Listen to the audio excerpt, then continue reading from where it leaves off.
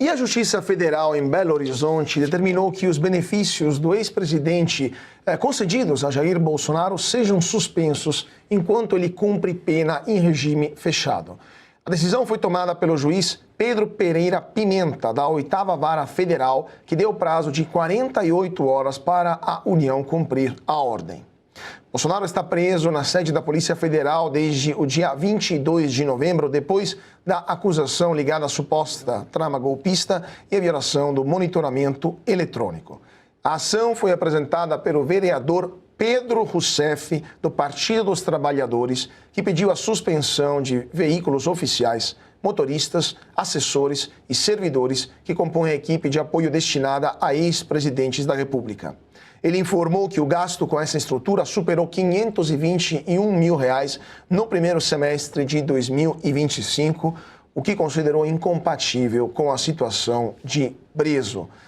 Doutor Marcília, na decisão, o juiz afirmou que não há compatibilidade entre a manutenção de equipe do Gabinete de Segurança Institucional e o regime fechado, já que a escolta penitenciária é responsável pela segurança do preso. 4 dias depois da prisão, o Supremo Tribunal Federal confirmou a conclusão do processo e Bolsonaro passou a cumprir a pena de 27 anos e 3 meses ligada à suposta trama golpista. Doutor Marcília, mas quando o ex-presidente Lula, na época ex-presidente Lula, agora presidente Lula, foi preso também na Superintendência da Polícia Federal de Curitiba, como é que foi o tratamento em termos de privilégios, de benesses, de direitos que são previstos pela Constituição, pela lei brasileira, que são concedidos a ex-presidentes da República? Pois é, na época do Lula, os privilégios, a gente estava falando aqui das entrevistas, de como ele se comportou, como as pessoas se comportaram em relação a ele na prisão,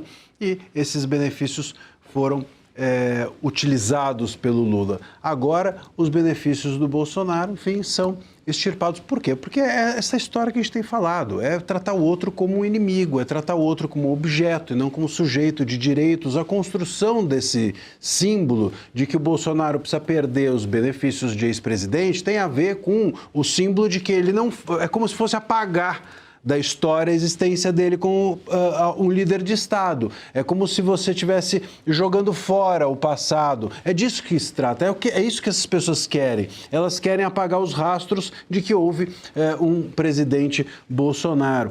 E isso também vai na direção até mesmo dos próximos passos que eles têm dado, a própria justiça militar, de querer arrancar as medalhas, de querer arrancar a patente, assim por diante. Você apagar, o apagamento da pessoa, dos títulos, das conquistas da pessoa, né? É claro que um caminho legal você pode usar, você pode justificar que o preso já tem acompanhamento por custódia, então não precisa do acompanhamento como ex-presidente, mas tudo isso é balela. Veja, quem está pedindo isso é o Pedro Rousseff pedindo isso.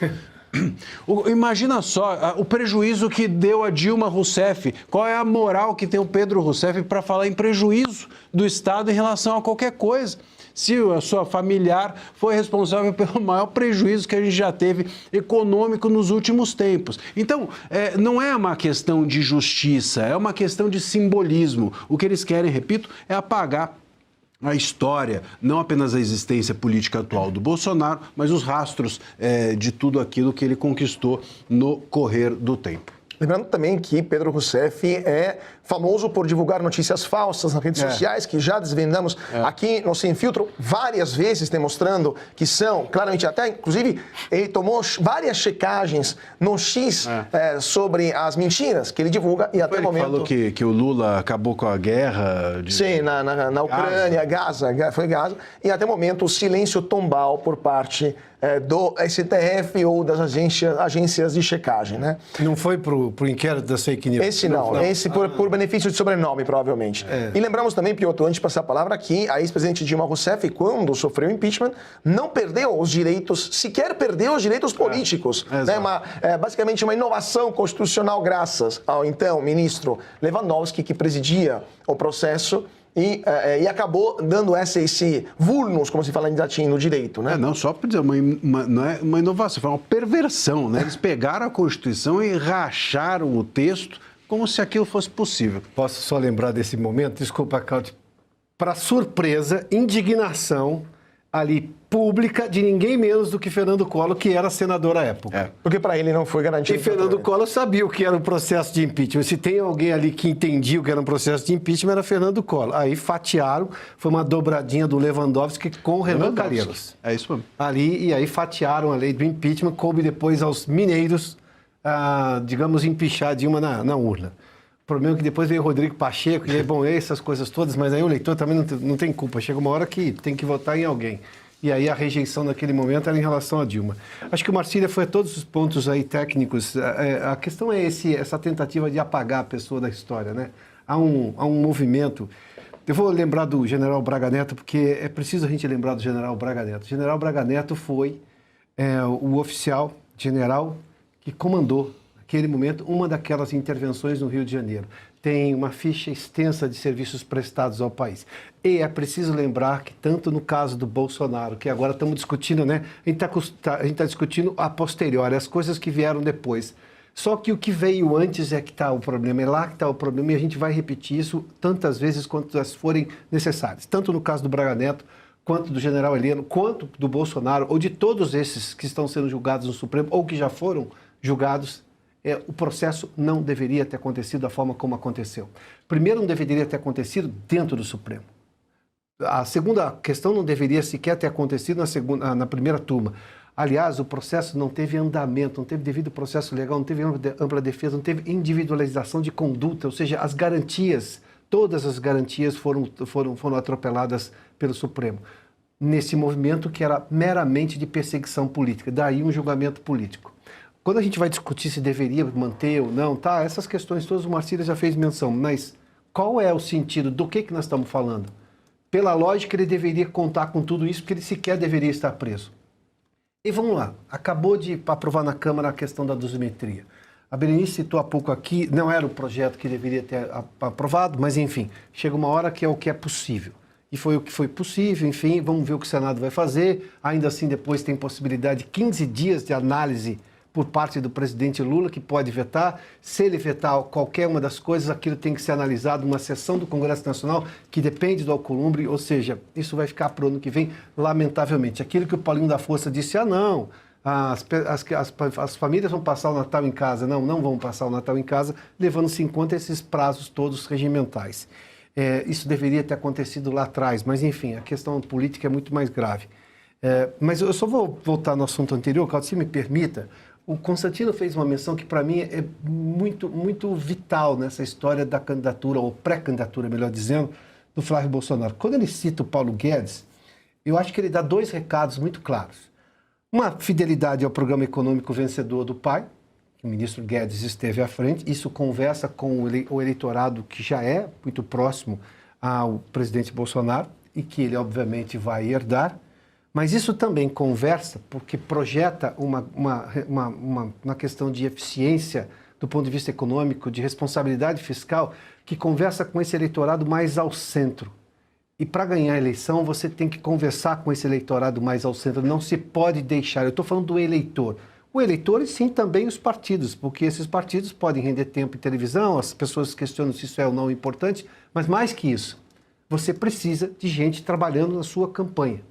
O fenômeno do Bolsonaro na primeira eleição, obviamente, daquela coisa das redes sociais, talvez hoje não se repita com a mesma proporção. Daí que o Flávio Bolsonaro, que é um político experiente, e ele diz isso além de tudo, né? O Bolsonaro mais centrado e tudo mais, sabe que tem que conversar com todo mundo.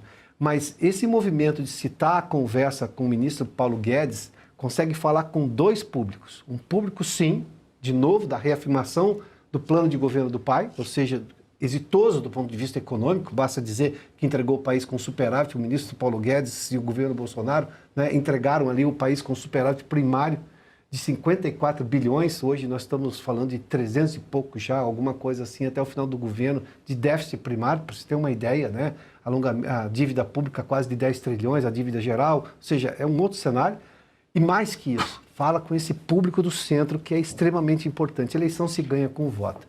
E o Flávio Bolsonaro tem a plena convicção disso. E, claro, há outros candidatos de direita, ou seja, que ele mesmo reconhece, enfim.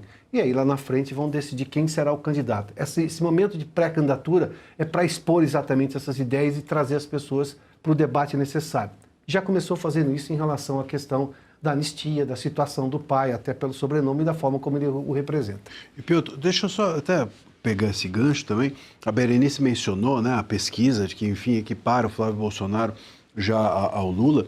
E é interessante porque isso foi 3, 4 dias depois dele se lançar. Quer dizer, o Lula está numa decadência total. Até o final até chegar às eleições do ano que vem, o Lula vai sangrar a beça. E o Flávio, ele está numa ascensão. Então você tem o Flávio empatando agora, mas o Flávio Bolsonaro está numa ascensão e o Lula decaindo. Isso é um recado, claro, para todo mundo que, de alguma maneira, pensou, né, que seria inviável a sua candidatura, até mesmo o Centrão, né? Enfim, o pessoal da Faria Lima deixou cair a bolsa, o pessoal do Centrão desembarcou porque pensou que não ia ser viável. Bom, a gente tem realmente no ano que vem eleições que vão ser muito interessantes. Mas eu conversei hoje com alguns do mundo econômico e essa citação em relação ao Paulo Guedes já colocou ali um novo olhar. Muda, obviamente. Está falando de um plano exitoso para a tragédia econômica que tem o governo Lula hoje. E isso fala com esse eleitor do centro, fala com o partido, fala com todo mundo. Né? O brasileiro sabe comparar e muito bem. Também, só relembrando agora, o Dr. Macia estava falando, relembrando também as pesquisas eleitorais de 2017, quando Bolsonaro, pai, lançou sua pré-candidatura, Lula liderava todas as pesquisas e Bolsonaro estava após a Marina Silva. Quem acabou ganhando em 2018 foi o próprio Bolsonaro de forma acachapante.